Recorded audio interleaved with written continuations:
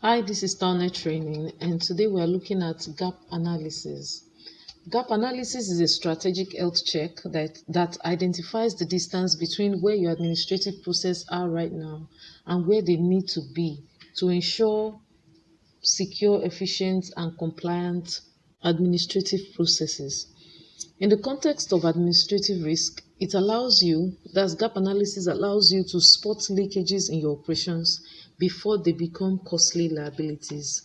Now, let's look at the gap analysis framework.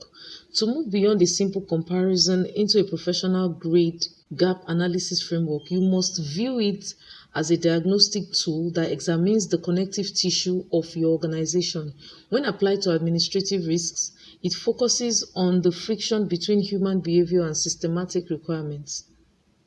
Now let's look extensively at the gap analysis framework. Like, we're going to have an extensive elaboration on the gap analysis framework, the models that are used to execute it, and the methodologies for bridging the delta.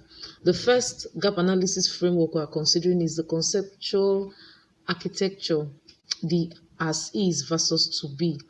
At its core, gap analysis is the study of the delta, that is, the space between your current operational reality and your strategic goals. In administrative risk management, the gap often represents a vulnerability state where error, fraud, or non-compliance can occur. Now, let's consider the three pillars of the conceptual architecture framework. The first is the current state, which is as is state. ASIS, as is state, is a factual data driven map of how administrative tasks are currently performed in an organization. It ignores the official manual and looks at the actual daily habits. We have the future state, that is the to be state. This is the optimized risk mitigated environment, often defined by industry benchmark, legal requirements, and internal efficiency targets. Finally, we have the bridge or the remediation. This refers to specific projects, investment, and training required to move from the current state to the future state. The second gap analysis framework we're looking at is the advanced methodologies for execution. To conduct a deep dive analysis, you can utilize specific strategic models to ensure no administrative stone is left untouched. The first we're looking at here under the advanced methodologies for execution is the McKinsey 7S framework. This is used to analyze organizational effectiveness by looking at 7 internal elements for administrative risks. It focuses on systems, staff, skills, strategy, structure, style, and shared values. Under systems, it focuses on the formal processes and maybe IT platforms used to manage data. Under staff, it focuses on knowing if the administrative team have the capacity to handle the workload. Under skills, it wants to know if employers actually know how to use the risk reduction tools that have been provided, etc. Now, let's quickly see the second model under the advanced methodologies for execution. The first we looked at is the McKinsey 7S framework, and the next we're looking at is the Nadler-Tushman Congress model. This model looks at how inputs, strategies, resources are transformed into outputs. A gap occurs when there is a lack of congruence between the work, the people, the formal organization, and the informal organization. The work is the actual administrative tasks. The people are the individual performing the task. The formal organization is the organizational hierarchy and rules. And the informal organization is the unwritten rules and organizational culture, company, also known as what? Company culture.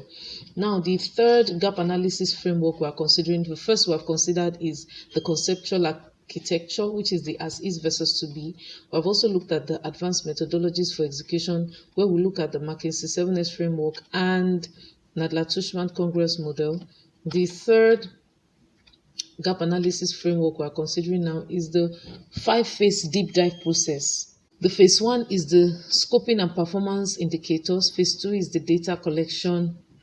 phase, and the third phase is the root cause analysis phase. The fourth is the gap quantification phase, and the fifth one is the strategic roadmap phase. Now let's look at them one after the other quickly. The first phase is the scoping and performance indicators phase. In this phase, we want to identify exactly which administrative silos we are using, we're analyzing as an organization. The key action here is to establish key risk indicators. For example, if analyzing a contract management gap, when we're considering that, your key risk indicators can be percentage of contracts stored in non-secure locations, etc. Now, the phase 2 is the data collection or the audit phase. You cannot analyze a gap based on assumption, right? You need ground truth. So the first stage here is the document review. Audit previous error logs, audit compliance reports, and minutes of meeting, right? And aside from document review, you can also do what is called shadowing, which is observing an administrator for like half a day. Note where there is like a bypass of the regular or the official systems, maybe using a personal WhatsApp for work communication because the internet tool is too slow, etc. This can help you analyze based on the grounded truth. Now, the third phase we're looking at in the 5-phase deep dive process is the root cause analysis. Once a gap is identified, you must ask yourself why it exists. Using a fishbone diagram, Ishikawa diagram, helps categorizes the causes of the gap. It categorizes them into materials, method, manpower. The materials are like probably an outdated software or hardware. The method can be poorly designed SOPs. The manpower can be lack of training or high turnover. Now, under the fishbone diagram, we have the environment, machine, man, measurement, material, and method. For the environment, the gap can be maybe the climate, the weather. The machine, the gap might be the speed. Under the method, it differs according to the sectors, right? So it's just important. The essence of the fishbone diagram is that you are able to list the gaps and identify why they exist, categorizing them one after the other. Let's quickly look at the gap quantification, which is like the fourth phase of the deep dive process. Yeah, so here you can categorize your findings to determine the urgency of the fix. Categorizing your findings can be done via strategic gap, compliance gap, or efficiency gap. The strategic gap is the current process that an organization is currently running that prevents the company from growing. The compliance gap is the current process that is being adopted by an organization that pose a risk for legal fine or audit failure. Then you have the efficiency gap, which is the current process that has been adopted by an organization that seems safe, right? But it wastes significant labor hours. Finally, the fifth phase is the strategic roadmap. This is the final output of the framework, and it should include prioritization, resource allocation, and timeline. For prioritization, there should be ranking gaps by risk score. For resource allocation, there can be budgeting for new software or new hires. And for timeline, you can set milestone gates to check if the gap is closing. Now, let's consider examples of this administrative gap analysis in today's world. Now, we're considering the category, the as-is state, the to-be state, that is, or the ideal state, the gap, and the remediation action. Now, for data privacy, for example, probably staffs were using public LLMs for sensitive report drafting. Now, the ideal state you want to be is a safe state, where all AI usage happens within a closed loop enterprise environment. Now, the gap is there is a potential risk for intellectual property leakage, right, to public training sets. So the remedy you can put in place here is to deploy an enterprise-grade AI instance with zero data retention policies, right? Then for verification, as our category. Probably the organization is currently using an AI generated content to send maybe the organization is currently sending AI generated content to clients without human review. Now, the ideal place where this is the as is state, right? The current state, and the ideal state or the to be state where the organization wants to be is to have human in the loop.